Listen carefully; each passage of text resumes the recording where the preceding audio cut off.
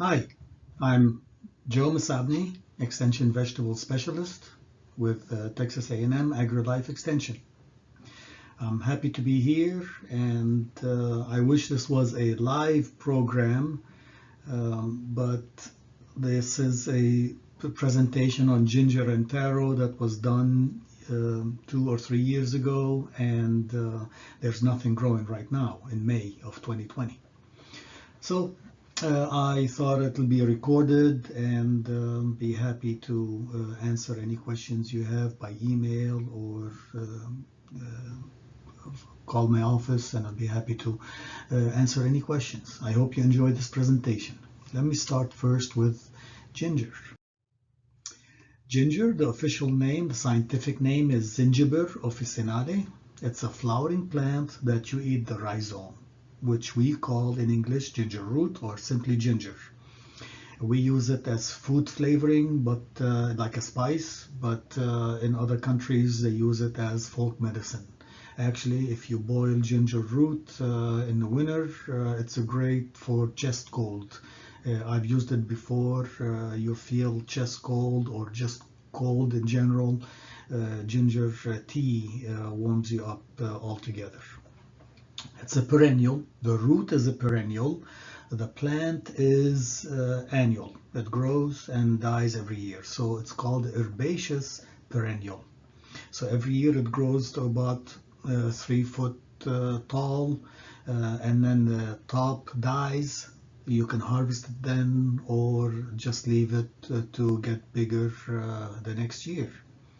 Okay, in the same family, I'm sure you're familiar with turmeric, cardamom, or galangal. I'll show you pictures of what they are if you're not familiar with them. Turmeric, yeah, it looks like ginger, and I'm sure you've used it as a spice, powdered turmeric, never as that unless you go to Asian stores. Galangal, honestly, I've never used it before, but it looks like turmeric or ginger.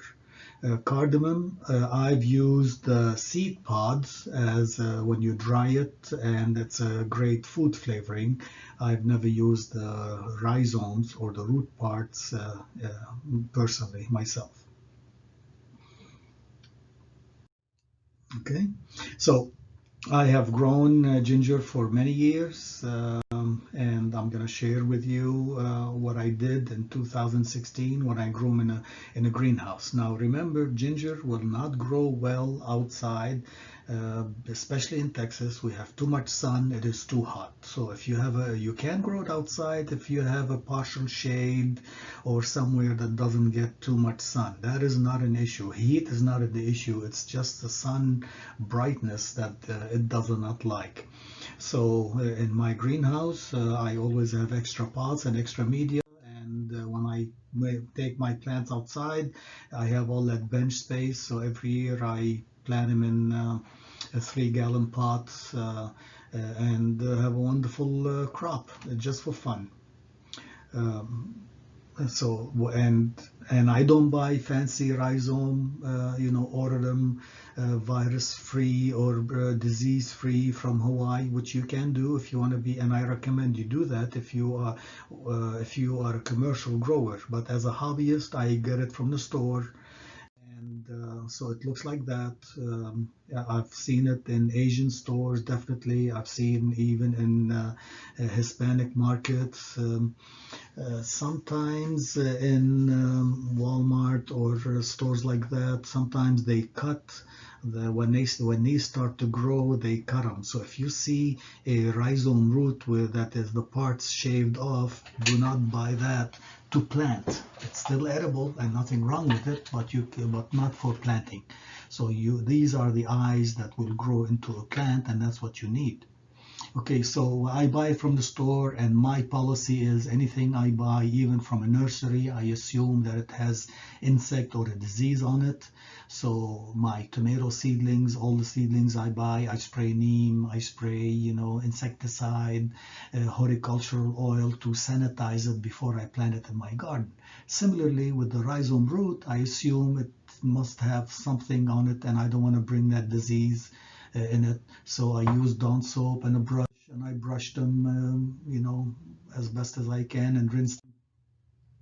and put them in a flat pan with half-inch of water, and keep adding water because it starts sucking the water in and start growing. Actually, here you start seeing this eye starting to develop, grow, and about a week to 10 days later, you can definitely see that they are growing. They are growing. All right.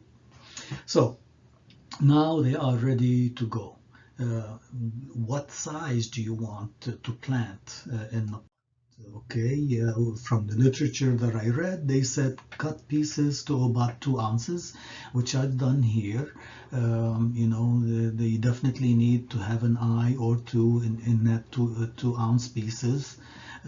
If you have a piece just like that you see here, where I'm circling with the mouse arrow, that does not have an eye. You need something like that, like a button, a bud ready to sprout. That's what you need, at least one of them in every piece that you cut. Okay, so that was 3-4 months later.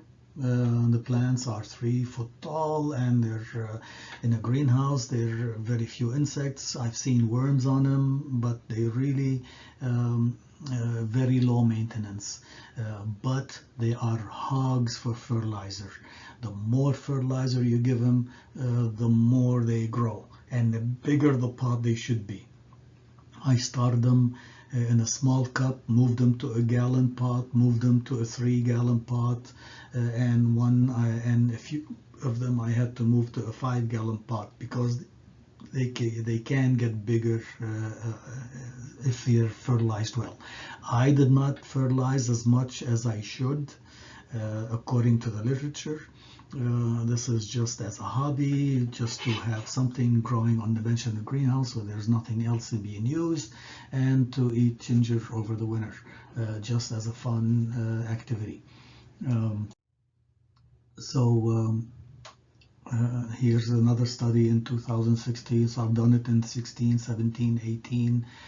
Every year grow in the greenhouse. See here they are in a 3-gallon pot. Okay. All right.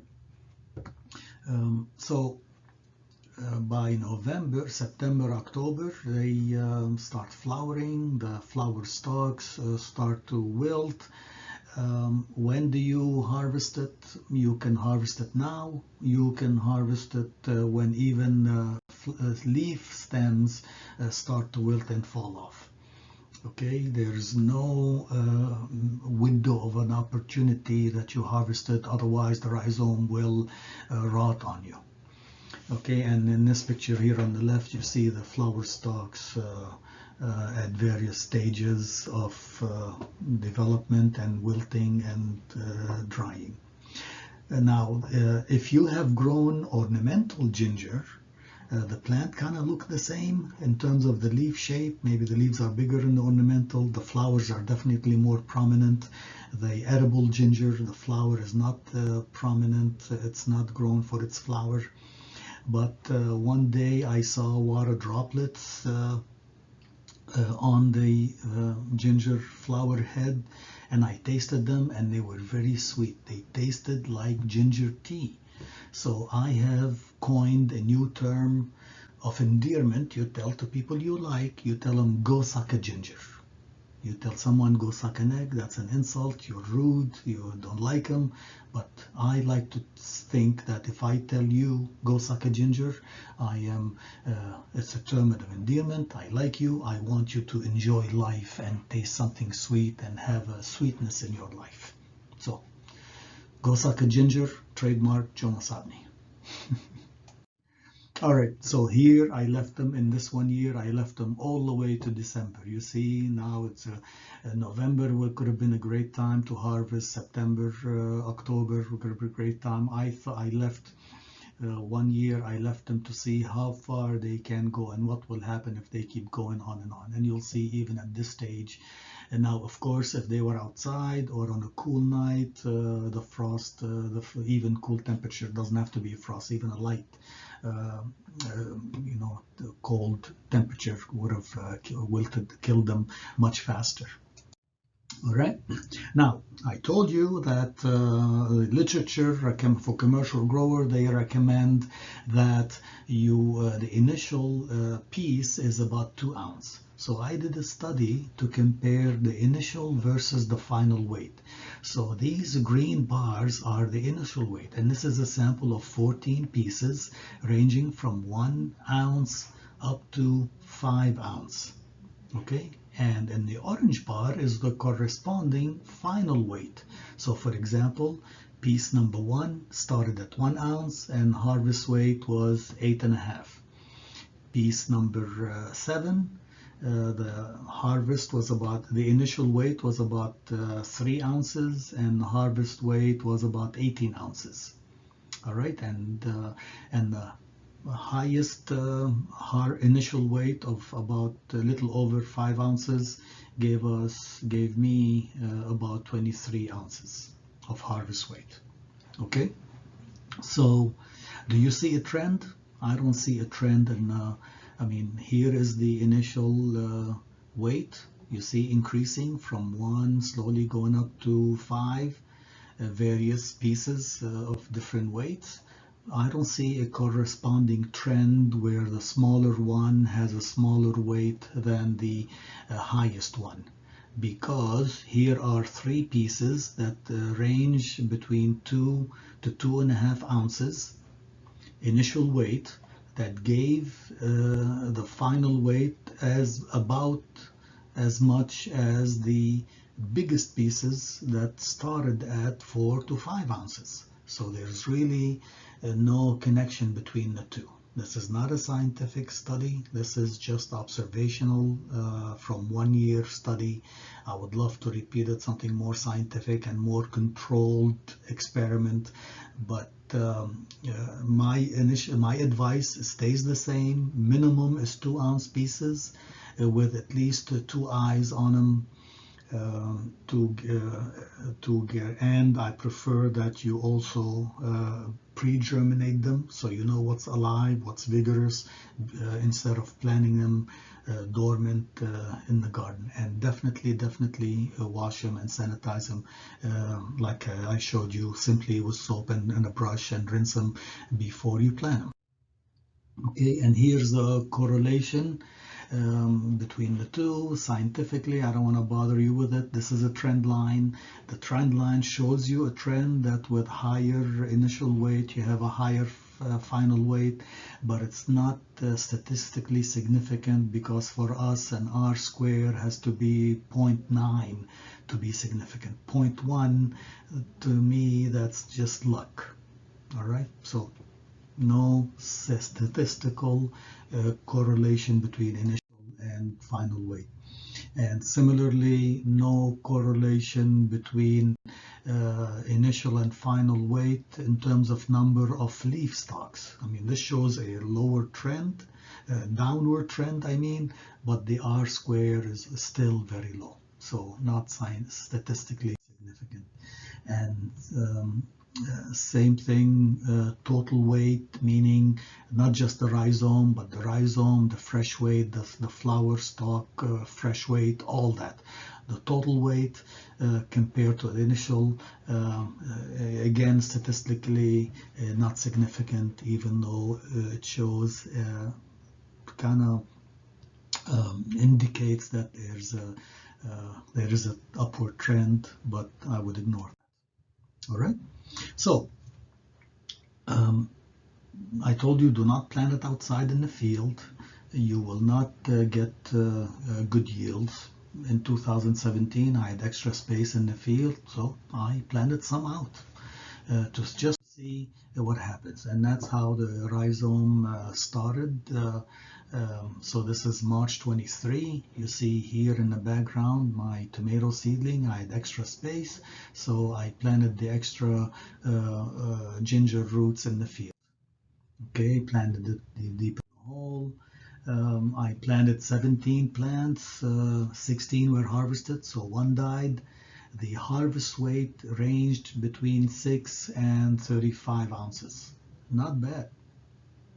Now, the initial weight on average of those 17 plants was a little over 2 ounces. The final weight was about 18 ounces. Not bad. I mean, if that's what you want, if you're happy with that, that is fine. But I noticed that it does not like standing water. That one plant that died was in a low area of the row where every time it rained, the water was standing there a long time. In Overton, we have nice sandy soil, so if you have that, or build a very tall raised bed, a plant in it, it loves a lot of water, it loves a lot of fertilizer, but it seems that it does not like standing water. It will rot. So if you're happy with these yields, you put a piece that's 2 ounce and you get 18 ounce, like more than a pound, then plant them outside.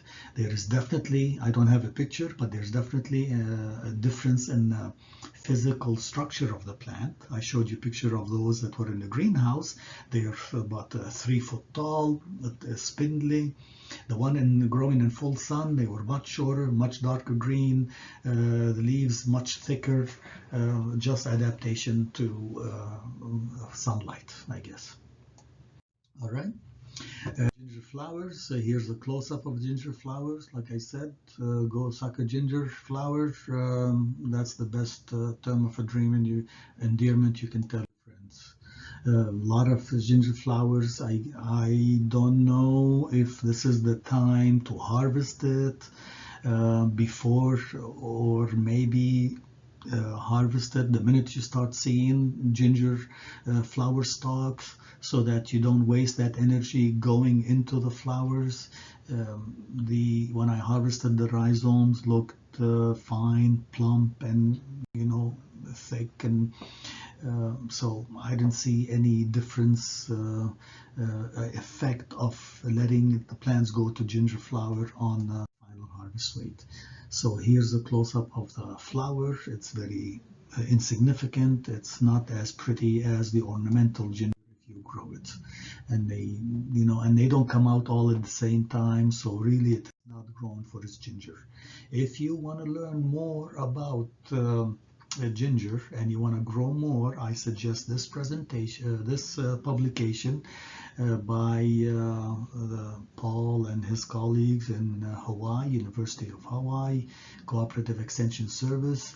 They have done a tremendous, fantastic job in detailing how you can grow it step by step in this publication. I have listed the link to that extension publication, but I don't know if the video is covering that link. But if you don't see it, the complete link, just search for this title, Producing Bacterial Wilt-Free Ginger in Greenhouse Culture, and it'll take you directly, the first search result will take you directly to that PDF that you can download and read. And here is a couple of pictures from that presentation. You see they used grow bags that they filled it with more media and more fertilizer and rolled it up as the plant grew. You see how thick they are. My plants were not that thick. And this is an example of what they can achieve. A 26-pound ginger. That's from a 2-ounce piece. They got 26 pounds. I was lucky. I think the biggest what I got was like maybe 3 pounds, 32, 36 ounce. So you can tell that I definitely did not fertilize as much as I should. By the way, this is how ginger looks at harvest time. This is not the ginger that you find at the store. This is what we call baby ginger. The skin is very tender, very soft. You don't have to peel it to eat. It's delicious. When you store it, what we call curing, that's when the silvery skin develops, and then it can store for a long time. So I encourage even commercial growers, plant ginger. This is a farmer's market. Nobody is selling ginger. Sell it, and if it doesn't sell baby fresh ginger, cure it, and you can sell it next month, and you can sell it next month. It will not rot and go to waste. For example, like a peach that has a nice window, or a tomato. If you don't sell it in this nice window, it's gonna spoil. So that is my story and ginger, and let me briefly switch to Taro and tell you about it. Now, why am I doing this? I guess I should have started with that at the beginning of my presentation. As a vegetable gardener, you start growing and learning, growing staples, growing what is adapted to your climate. You plant okra, you plant eggplant, you plant squash, things that are adapted and will grow well, to learn the skill, to learn the confidence. But after a few years, you're tired of growing the same. At least I am. I get bored of growing the same old staple crops just to eat. And to continue the passion of gardening, I encourage everybody to divide their garden into two sections. One section is the staple crops to eat, to make tomato paste, to make garlic for storage, whatever they like to eat. And then a part of that garden, a hobby, to try new crops, try new things that they've never, just for the fun, for the excitement. Whether it fails or not, at least you feel that you tried it, and you never know. You may fall in love with this new crop, and whether it's an herb or a vegetable or okahijiki or toothache plant or ornamental cabbage that tastes better than the cabbage, I've tried them all. And that's how I started with the ginger, and that's why I'm also dabbling with taro. Taro is like ginger, is a tropical plant. The root that you see is called the corm. This is the edible corm. Other plants of that same family, the leaves are edible, the petiole is edible. It is a food staple. It's for us, it's like potato, a food staple. That's what food staple means, something you eat every day. But taro is a food staple in African, Oceanic, and South Asian cultures. All right, Oceanic means Hawaii, New Zealand, all those islands on countries, all those island countries. Okay. And taro is believed to have been one of the earliest cultivated plants, source according to Wikipedia. And here are pictures again from Wikipedia. Thank you, Wikipedia, of taro leaves, taro flower, taro corms at the bottom, and here's the corm at harvest, and here as it is sliced, cut through it. It's a starchy, it's bland, has really no flavor. I guess like a potato would, has no would be. No flavor, just for the starch, for the nutrition. Okay, and here's a picture of how they grow it in Hawaii. And this picture was an eye-opener for me, because unlike ginger, like I told you earlier, that it does not like standing water, it seems like taro grows better in swampy. Because here, I mean, this looks like a standing water, like we grow rice, and they are growing taro in it. Okay, and this picture shows you by with increasing darkness of the green, the more intensity of the production, and the green shows you where it is. So here you see in China up to Korea, up to Mongolia, all the Oceania, African country. Now it's not very popular in the Americas, but if it can grow in this region, then it can definitely grow in this region too, in all of the United States. It just needs the proper soil, proper fertilizer, just the ideal condition. Maybe not every square inch of the United States, but it should be able to be grown there. Okay. Okay, so I recently went to a store, Asian store in Dallas, and here small taro on sale for 99 cents a pound, pieces ranging from an ounce to 2 ounces, fit in small pieces fit in the palm of your hand. You see here this picture. And this middle picture is the large taro, which is, oh my God, like a two pounds or 3 pound pieces. at 89 cents a pound. And with my finger, I'm pointing at where I'm assuming are the dormant eyes that will grow into a new bud when you plant it again. I've never planted the large taro. I've always planted the small taro, and I planted it as is. I did not cut it into smaller pieces like I did for ginger, because I would assume that they are small enough. If I had a 2-pound piece of large taro, I would definitely cut it into smaller pieces and cure it. Let the wound where I cut it heal for a few days before I put it in the ground, and I'm sure that would be fine. Kind of like what you do with a potato. Okay, so in 2018 I had extra plants, and I had an extra row that I planted with all kind of flowers and ornamentals, and I planted the taro outside in full sun. Not as much fertilizer as I would have hoped to do. This was not an experiment. This was just for fun. Fertilizer a couple of times by adding granular fertilizer, and adding another time added a slow release fertilizer. I guess I should have fertilized a lot more. At harvest time, oh, I can't go back. It's okay, sorry. At harvest time, here are the harvest from two separate plants. I guess not bad. Not very different from the taro that I saw in the store.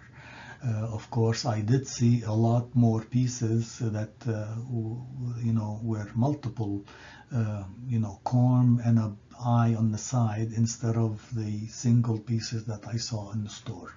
So my guess is if I had fertilized more, all of these secondary shoots would have gotten bigger, and I would have had 3 pieces instead of just 1. Anyway, so this year, just for fun, I'm planting some taro in berger potting mix, and I'm realizing that it may not be the best way to do it, because you can see the leaves, they show a little pale green. To me, this looks like nitrogen deficiency, so I need to fertilize it a lot more. Or it could be also a combination with that with water stress, because they are growing in a bag, a potting mix that drains very well, instead of like you saw they grow it in Hawaii, in a bog, in a marsh with flooded water. I will try adding more fertilizer and see how it goes. And this is a close-up. Very easy plant. I encourage you all to buy it from the store, stick it in the ground, clay or no clay. Just make sure it doesn't dry. If water well, fertilize like crazy. If you think tomato needs a lot of fertilizer, ginger and taro could take advantage of double what you give the tomato, which to me, tomato is already a heavy feeder. I mean, whatever you fertilize the squash, I tell you add double that for a tomato. And now ginger and taro, I would tell you even add double what you give a tomato, and we'll get there. Beautiful crop, easy to grow. I remember, a gardener is not just a gardener just to grow things. A gardener is also the one who, what I call a trifecta. You're a great gardener, you're a great cook, and you're a great preserver. Whether you make tomato sauce or dehydrated or you freeze. If you are great at those 3 things, this is the trifecta of gardening. It is not just growing. You grow it to taste it, to cook a recipe, exotic recipe you found online, and enjoy it. Part of the experience of growing an exotic crop, not one you normally are accustomed to.